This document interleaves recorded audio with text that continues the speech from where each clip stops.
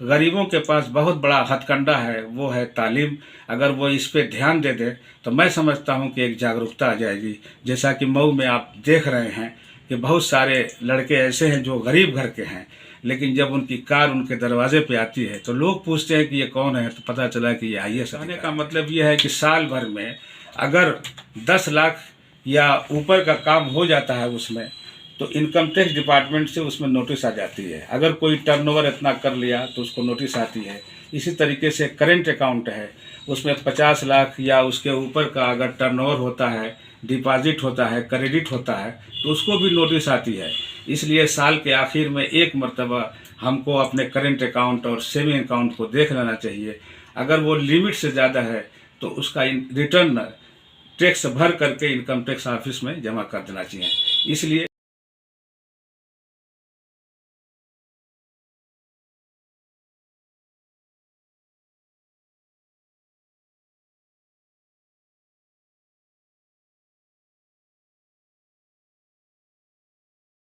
आज़मीन के लिए हज व उम्र की बेहतरीन सर्विस प्रोवाइड करते हैं जमाल एक्सपोर्ट। क़याम ताम का माकूल इंतज़ाम मुनासिब पैकेज के साथ। मज़ीद मालूमात के लिए इश्तिहार पर दिए गए नंबरों से रब्ता करके जानकारी हासिल कर सकते हैं। शब्बीर अहमद एडवोकेट, साबिक सदर टैक्स बार एसोसिएशन, मैं तमाम लोगों को, तमाम भाइयों को जश्न जमहूरिया की मुबारकबाद पेश करता हूँ। 26 जनवरी का दिन हमारे लिए, हमारे हिंदुस्तान की तारीख में एक ख़ास अहमियत रखता है। आज ही के दिन हमारे देश का संविधान नाफिज हुआ और उस वक्त यह डिक्लेयर किया गया कि देश में जाति के नाम पर कोई भेदभाव नहीं बरता जाएगा। और यह भी कहा गया हिंदू, मुस्लिम, सिख, ईसाई सब लोग बराबर हैं। उस वक्त इक्वलिटी बिफोर द लॉ का जिक्र किया गया और ये कहा गया कि कानून की नज़र में सब लोग बराबर हैं, कोई कानून से बड़ा नहीं है। ये हमारे संविधान की बहुत बड़ी खूबी है जिसको बाबा साहब ने इसको रचा था। और सही बात यह है कि हमको इसकी हिफाजत करना चाहिए। दूसरी बात यह है कि आज इसी संविधान के बदौलत आज जितने भी गरीब बच्चे हैं या गरीब हों, अमीर हों, जितने भी हों, उनको एजुकेशन का हक दिया गया है। राइट टू एजुकेशन एक फंडामेंटल राइट है। इसका इस्तेमाल भरपूर करना चाहिए। आज आप देखते हैं कि पूरे हिंदुस्तान में बहुत सारे ऐसी जगह हैं जहां एक रिक्शा चलाने वाले के लड़के भी IAS हो गए हैं। बाप रिक्शा चलाता है, बच्चा IAS है। ये संविधान की देन है, ये बाबा साहब की देन है। इसलिए कभी हमको ये नहीं सोचना चाहिए कि हम गरीब हैं। और एजुकेशन के अंदर एबिलिटी होना चाहिए। अगर उसके अंदर कंपटीशन तेज़ है, वो लड़का तेज़ तर्राक है, तो यकीन मानिए कि वो आगे बढ़ जाएगा।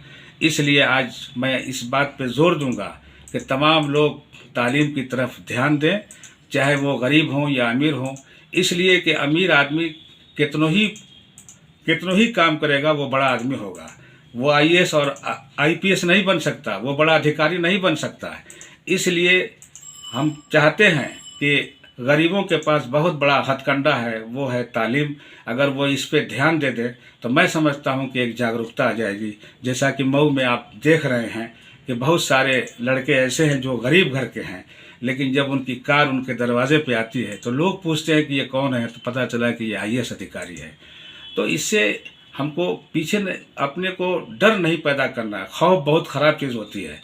बहुत से लोग ये सोचते हैं कि मेरे पास पैसा नहीं है। आज सरकार के पास बहुत सारी स्कीमें हैं, अगर हम तेज़ हैं तो स्कॉलरशिप के माध्यम से भी हम पढ़ सकते हैं। ये 26 जनवरी की ये खूबी है जो 1950 में जो हमारा संविधान आया उसकी ये खूबी है। आज़ादी तो हमें सन 47 में मिल गई थी, लेकिन मुकम्मल आज़ादी अगर हम कहें तो 1950 को मिली है। चूँकि मैं इनकम टैक्स का एक वकील हूँ, बहुत सी चीज़ें ऐसी हैं जो छोटी मोटी हैं। बहुत से लोग जो कारोबार करते हैं वो भी भूल जाते हैं। जैसे मेरा ये कहना है कि आज मऊ के अंदर या और अतराफ़ में सबके पास सेविंग अकाउंट होता है जिसको बचत खाता कहते हैं। तो उस बचत खाते की हमको बहुत इज्जत करना चाहिए। बहुत से लोग मांग करके उसमें काम दूसरा कर देते हैं जिससे उसके पास नोटिस आ जाती है। मेरे कहने का मतलब यह है कि साल भर में अगर 10 लाख या ऊपर का काम हो जाता है उसमें, तो इनकम टैक्स डिपार्टमेंट से उसमें नोटिस आ जाती है। अगर कोई टर्नओवर इतना कर लिया तो उसको नोटिस आती है। इसी तरीके से करेंट अकाउंट है, उसमें 50 लाख या उसके ऊपर का अगर टर्नओवर होता है, डिपॉजिट होता है, क्रेडिट होता है, तो उसको भी नोटिस आती है। इसलिए साल के आखिर में एक मर्तबा हमको अपने करेंट अकाउंट और सेविंग अकाउंट को देख लेना चाहिए। अगर वो लिमिट से ज़्यादा है तो उसका रिटर्न टैक्स भर करके इनकम टैक्स ऑफिस में जमा कर देना चाहिए। इसलिए कि ये अगर ऐसा नोटिस आने के बाद कोई काम होता है तो बहुत नुकसान होता है। इसी तरीके से हम अगर प्रॉपर्टी खरीद रहे हैं तो आज के दौर में प्रॉपर्टी नकदी हम नहीं खरीद सकते। हम आरटीजीएस, ट्रांसफ़र, चेक, यही पेमेंट का एक तरीका है। अगर इससे हट के करेंगे तो 100% पेनल्टी हमारे ऊपर आ जाएगी। मान लीजिए कि हम अपने किसी दोस्त से मिसाल के तौर पर 3 लाख रुपए का लोन चेक से ले लिए हैं। अगर हम उसको पेमेंट करना चाहें नकदी, अगर 3 लाख रुपये हमने पेमेंट कर दिया तो 3 लाख की पेनल्टी हो जाएगी। इसलिए बहुत ज़्यादा इस पर ध्यान देने की ज़रूरत है। इसी तरीके से हमने कहीं से अगर हमारा कोई भाई 1.5 लाख रुपये का कोई माल खरीद रहा है, उधार खरीद रहा है, तो इस बात का ध्यान रखे कि वो पेमेंट किस तरीके से करेगा। अगर उसको चेक से नहीं करना है तो उस 1.5 लाख रुपये को एक दिन में 10,000 रुपया नकदी दे सकता है। तो 10,000, 10,000, 10,000 दे करके 15 दिन में 1,50,000 रुपया पूरा कर दे, ये उल्लंघन नहीं है। इसलिए कि 10 से ऊपर का जो भी पेमेंट होता है, 10,000 से ऊपर का, वो चेक से होना चाहिए। इसका भी ध्यान रखें। और एक ख़ास बात मैं बताऊं जो बहुत कोई माने मऊ में नहीं रखता, अगर आपने कोई पेमेंट 2 लाख रुपया या उससे ऊपर का कर दिया नकदी, अगर ये पकड़ में आ गया तो आपका 2 लाख रुपया पेनाल्टी लग जाएगी 100%। 3 लाख रुपये का नकदी कर दिया अगर मालूम हो गया तो 3 लाख की पेनाल्टी हो जाएगी। इसलिए इस चीज़ का बहुत ज़्यादा ध्यान देना चाहिए। इसलिए कि मऊ एक कारोबारी जगह है। ये छोटी छोटी चीज़ें हैं जिस पर मैं रोशनी डालना चाहता हूँ। इस पर बहुत ज़्यादा ध्यान की ज़रूरत है।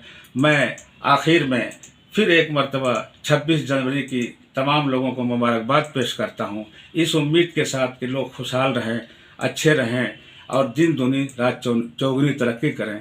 खुदा हाफिज़। आग मऊ मतलब एतमाद आपका 100% हकीकत पर मबनी खबर। हर खबर जांच परख कर बेबाक और बेदाग, आज़ादाना और मुनसिफाना। तो देर किस बात की, अभी सब्सक्राइब करें आग मऊ और देखते रहें सच्ची खबर हमारे YouTube चैनल आग मऊ पर।